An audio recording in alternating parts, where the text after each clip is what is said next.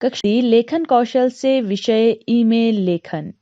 Hello बच्चों, मैं शिक्षा सक्सेस सीरीज एजुकेशन से आज की वीडियो में हम आपको ईमेल कैसे लिखें या ईमेल का जो प्रारूप है उसको समझाने की कोशिश करेंगे। आज का जो टाइम है वो डिजिटल टाइम है और डिजिटल टाइम में जो ईमेल लेखन है वो बहुत ही ज़्यादा इम्पोर्टेंट हो गया है, क्योंकि आप जो है बहुत ही कम टाइम में किसी भी जगह पर अपना संदेश भेज सकते हैं और अपनी जितनी भी आपकी प्रॉब्लम्स है उसको जो है दूसरे के साथ शेयर कर सकते हैं और कुछ ही मिनटों में आप उसका जवाब भी प्राप्त कर सकते हैं। तो ईमेल जो है उसके बारे में आप बहुत कुछ जानते होंगे, लेकिन फिर भी कुछ ऐसी बातें हैं जिन्हें आपको जानना ज़रूरी है कि जब आप ईमेल लिखते हैं तो आपको कौन-कौन सी बातें पता होनी चाहिए, उसका जो फॉर्मेट है वो कैसा होता है और जब परीक्षा में आपको ईमेल लिखने के लिए आएगा तो आपको किस तरह से ईमेल को प्रेज़ेंट करना है। तो यही सारी चीज़ें हम इस वीडियो में जानेंगे कि एक प्रभावी ईमेल कैसे लिखा जाता है, यानी जो एक आकर्षक ईमेल होता है वो किस तरह से आप प्रेजेंट कर सकते हैं। तो सबसे पहले स्टार्ट करते हैं, ईमेल क्या है, यानी सबसे पहले आपको पता होना चाहिए कि ईमेल है क्या, ईमेल कहते किसे हैं। तो ईमेल का मतलब होता है इलेक्ट्रॉनिक मेल। इंटरनेट के माध्यम से हम कुछ ही मिनटों में जानकारी दे सकते हैं। आज की दुनिया में ईमेल संचार का सबसे सामान्य रूप है। आज शायद ही कोई कंप्यूटर यूजर होगा जो ईमेल का उपयोग ना करता हो। ईमेल लेखन हमें तुरंत समाधान पाने में मदद करता है। ईमेल लेखन में इलेक्ट्रॉनिक संचार प्रणाली पर संदेश लिखना, भेजना, संग्रह करना और प्राप्त करना शामिल है। यानी जो ईमेल है वो कैसे उसका नाम पड़ा है इलेक्ट्रॉनिक मेल, यानी एक कंप्यूटर से दूसरे कंप्यूटर में जो आप संदेश भेजते हैं या फिर उसको संग्रहित करते हैं या उसको संभाल कर रखते हैं या प्राप्त करते हैं किसी के द्वारा, तो वो सारी चीजें जो है ईमेल कही जाती है, यानी ईमेल के अंडर आती है। अब हम बात करते हैं ईमेल के प्रकारों की। तो ईमेल जो है वो 3 प्रकार की होती हैं। कौन कौन सी? सेमी फॉर्मल ईमेल यानी अर्ध औपचारिक ईमेल, फॉर्मल ईमेल यानी औपचारिक ईमेल और इनफॉर्मल ईमेल यानी अनौपचारिक ईमेल। तो ये जो तीनों ईमेल हैं उनकी क्या विशेषताएं हैं, इनको थोड़े संक्षिप्त रूप में जान लेते हैं। सबसे पहले है सेमी फॉर्मल ईमेल यानी अर्ध औपचारिक ईमेल।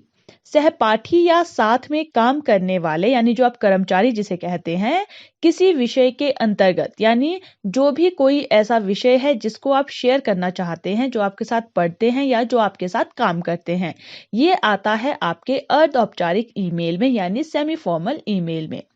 इस वाली और शील और मर्यादा को बनाए रखना होता है ऐसे जब आप ईमेल लिखते हैं। कहने का तात्पर्य क्या है, जो सेमी फॉर्मल ईमेल होती है वो जो है आपके सिंपल लैंग्वेज में लिखी जाती है, यानी उसकी जो लैंग्वेज होती है वो जैसे आप अपने फ्रेंड्स के साथ बात करते हो उसकी जो लैंग्वेज है वो जो है आप उसी तरह से प्रेजेंट करते हैं। लेकिन इस ईमेल में जो है आपको मर्यादा बनाकर रखनी होती है, यानी आप जो है अशब्दों का उपयोग नहीं कर सकते हैं। अगला है आपका फॉर्मल ईमेल यानी औपचारिक ईमेल।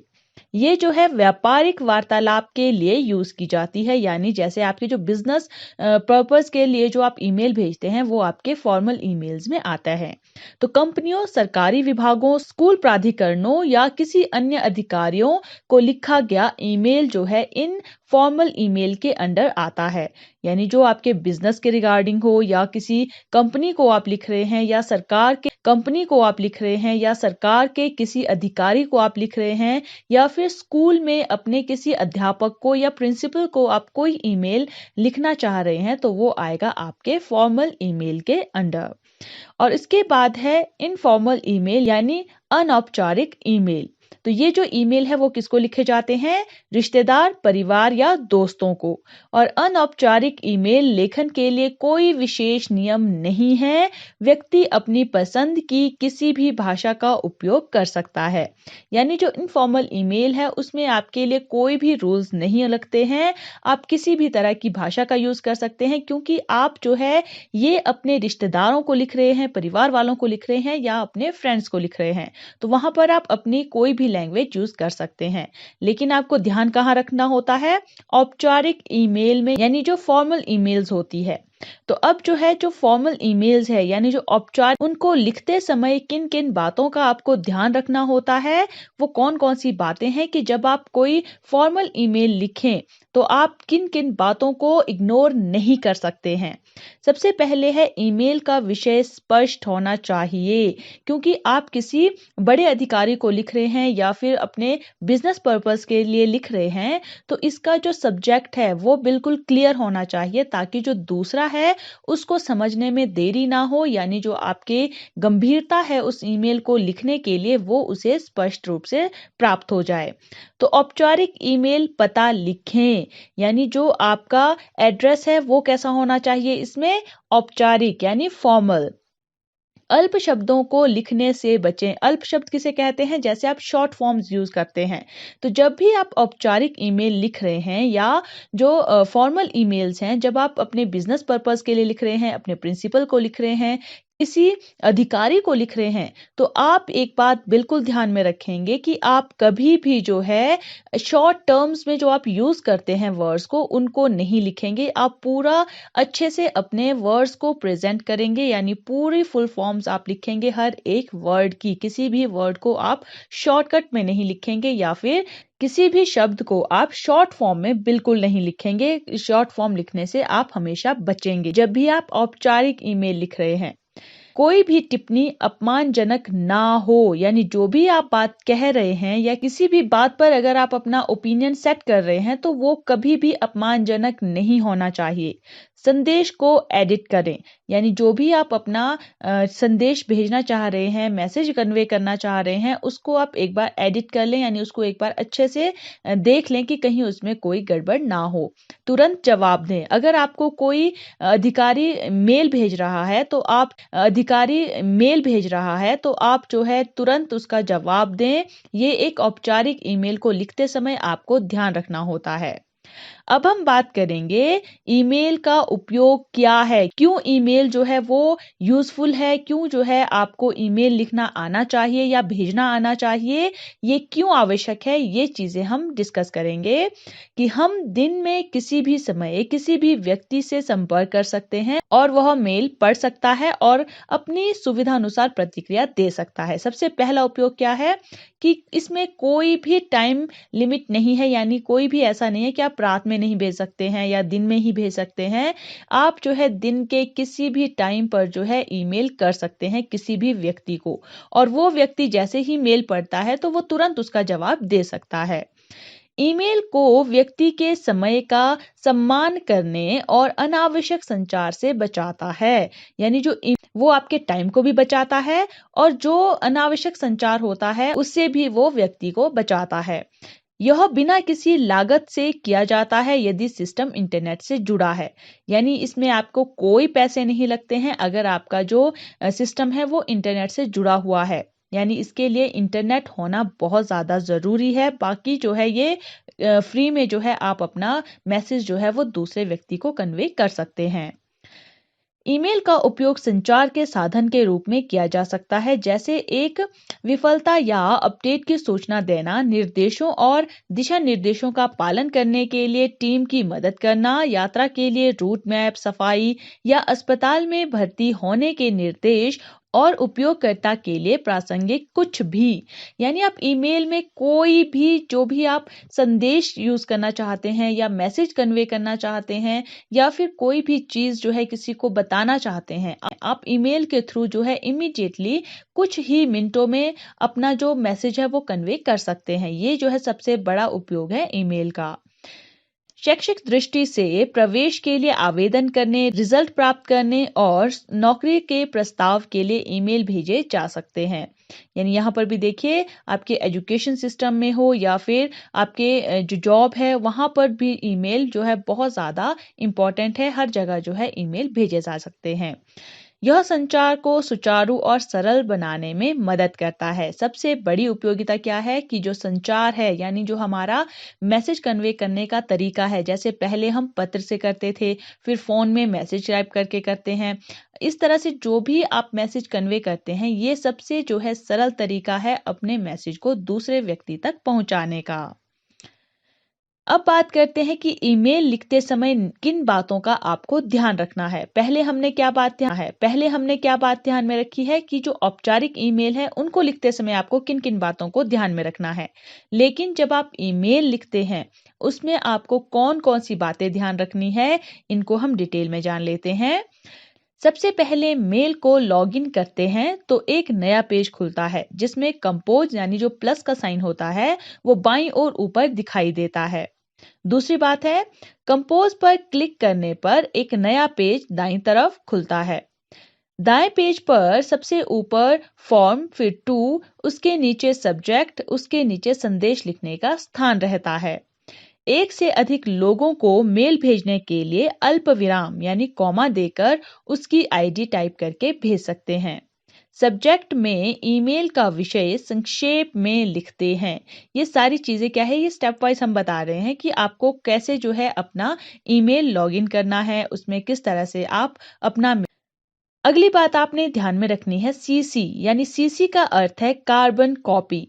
आप जितने लोगों को ईमेल भेजेंगे उनको जब ईमेल प्राप्त होगा तब उनमें से किस किस को वह मेल भेजा गया है उसकी सूची दिखाई देगी। यानी जो सीसी है, जब आप इसको ऐड करते हैं अपने ईमेल में तो आपने जिस जिस को भी ईमेल भेजा है, यानी 1 2 3 4 5 जितने भी व्यक्तियों को आपने वो मेल फॉरवर्ड किया है उसकी सूची जो है सभी को दिखाई देगी।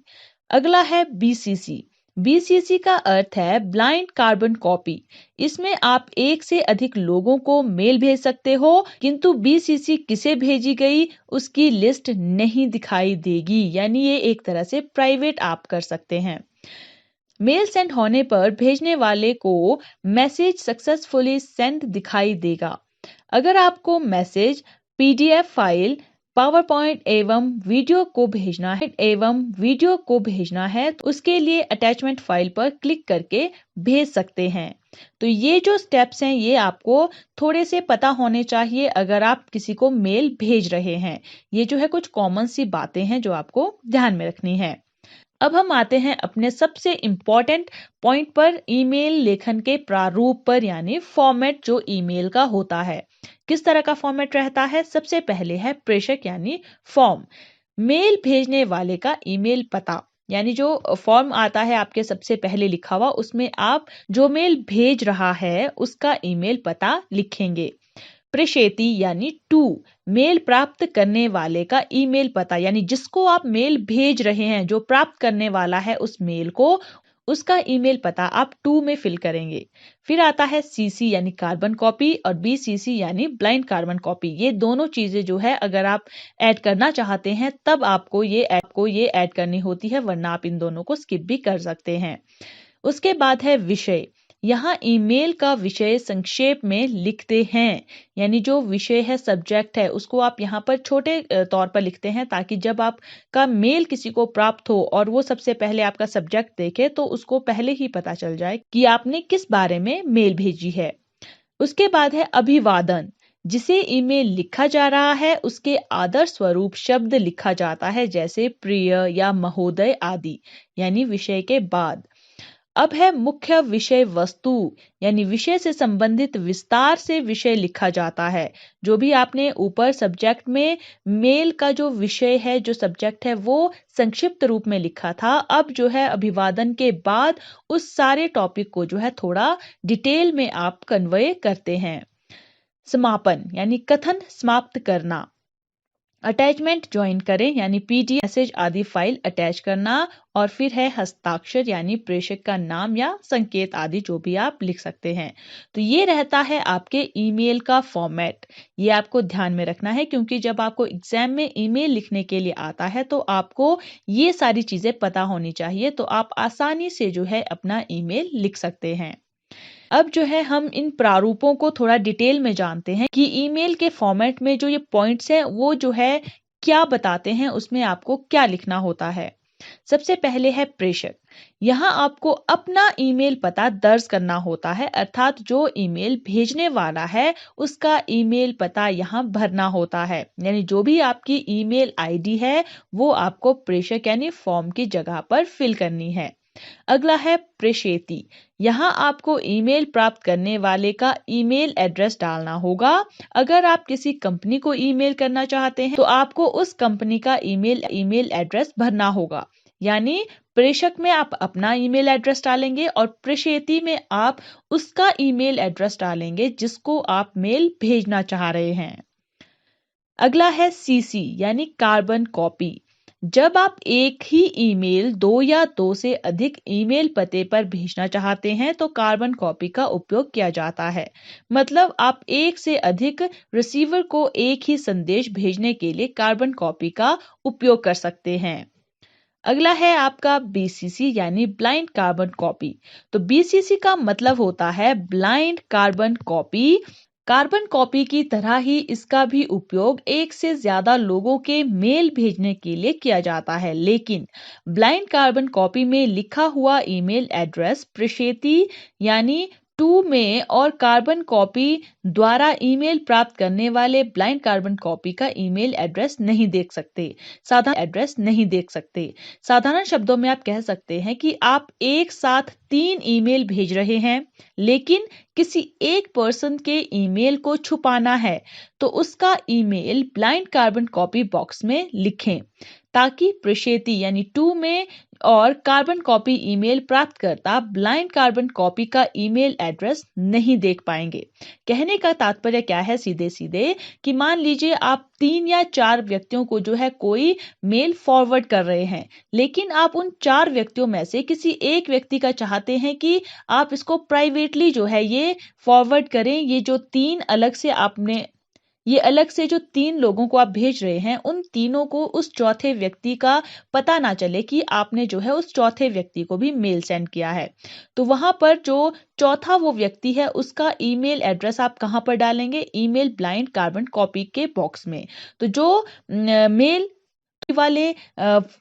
तो जो कार्बन कॉपी वाले मेल लिखे गए हैं आपने यानी ऐड जो आईडी की है उनको ब्लाइंड कार्बन कॉपी वाले बॉक्स में जो मेल लिखा गया है जिस व्यक्ति को भेजा गया है उन्हें वो नहीं दिखेगा, यानी वो प्राइवेट हो जाएगा, एक तरह से आप ये कह सकते हैं। अगला है आपका सब्जेक्ट यानी विषय। आप ईमेल क्यों लिख रहे हैं आपको उसका विषय लिखना होगा ताकि प्राप्तकर्ता पहले यह समझ ले कि आपने ईमेल क्यों भेजा है। उसके बाद है अभिवादन। एक अनौपचारिक पत्र में अभिवादन का अधिक उपयोग किया जाता है। अगर आप अपनी बहन को ईमेल लिख रहे हैं तो आप प्यारी बहन लिख सकते हैं। कहने का तात्पर्य क्या है? अभिवादन जो है अक्सर अनौपचारिक पत्रों में अधिक उपयोग होता है, बाकी में आप महोदय, सर, मैम इस तरह के वर्ड यूज करते हैं। अगला है आपका मुख्य विषय यानी मुख्य विषय में आपको एक विस्तार लिखना होगा। परिचय, बात और निष्कर्ष मुख्य विषय में शामिल है, यानी जो आपका परिचय देना चाहते हैं या फिर आप वो बात बताना चाहते हैं या किसी बात का जो कंक्लूजन होता है, ये सारी चीजें जो है वो मुख्य विषय में आती है। अगला है फाइल जोड़ें यानी अटैचमेंट। यहाँ आप पीडीएफ फाइल, चित्र या अन्य दस्तावेज संलग्न कर सकते हैं। उदाहरण के लिए यदि आपने अपने पाठ्यक्रम की पीडीएफ फाइल डाउनलोड की है तो आप इसे ईमेल में संलग्न कर सकते हैं यानी जोड़ सकते हैं और अपने मित्र को भेज सकते हैं। यानी अगर आपको पीडीएफ फाइल भेजनी है तो आप अटैचमेंट में जाकर जो है उस ईमेल आईडी के द्वारा जो है पीडीएफ फाइल को भेज सकते हैं, या जो भी आप डॉक्यूमेंट्स भेजना चाहते हैं या कोई फोटो भेजना चाहते हैं तो वो जो है अटैचमेंट फाइल में जोड़कर आप भेज सकते हैं। अगला है हस्ताक्षर यानी आखिरी में हस्ताक्षर लाइन लिखना आवश्यक है अथवा आप अपना नाम लिख सकते हैं। ये इसलिए लिखना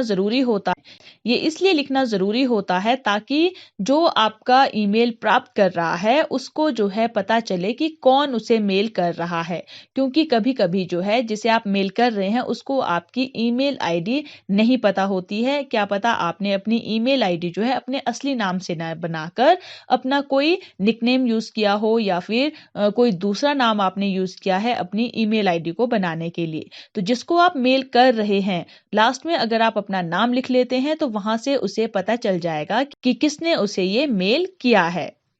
अब हम जो है कुछ उदाहरण देख लेते हैं ताकि आप जो है अच्छे से समझ पाएं कि जब आपको एग्जाम में ईमेल लिखने के लिए आएगा तो आप किस तरह से जो है मेल को प्रेजेंट करेंगे।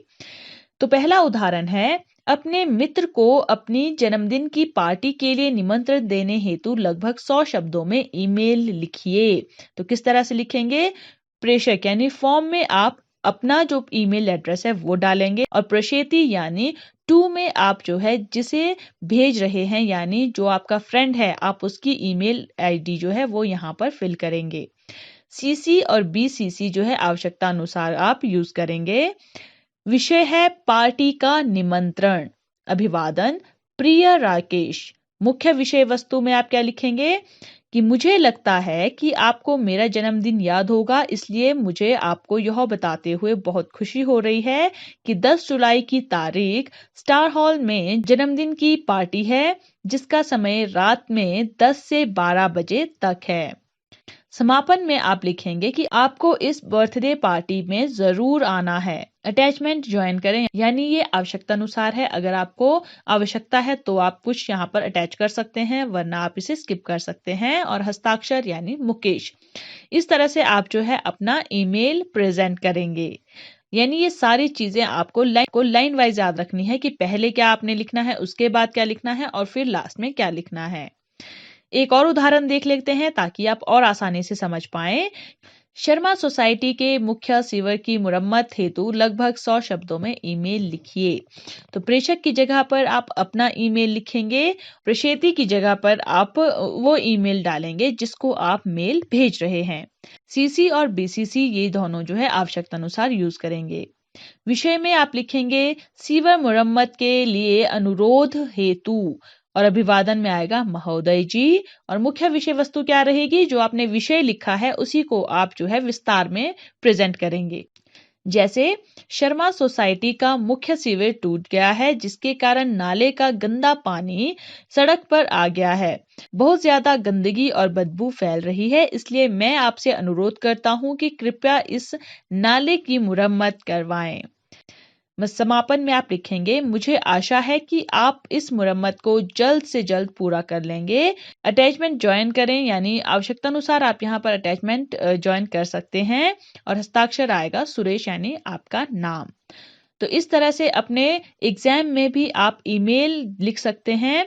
आप जो है ये जो हेडलाइंस हमने लिखी है जैसे हस्ताक्षर, अटैचमेंट ज्वाइन करें, समापन, ये चीजें आप स्किप करेंगे। इनको आप अपने एग्जाम में नहीं लिखेंगे। आप केवल प्रेषक और प्रेषिती यानी फॉर्म और टू और सब्जेक्ट ये चीजें आप लिखेंगे जो इंपॉर्टेंट है, बाकी आप स्किप कर देंगे। ये हमने सिर्फ यहाँ पर आपको समझाने के लिए लिखी है ताकि आप अच्छे से समझ पाएं कि आपको किस तरह से याद रखना है कि कौन कौन से पॉइंट कहाँ कहाँ पर आएंगे और कैसे जो है इसका फॉर्मेट रहेगा।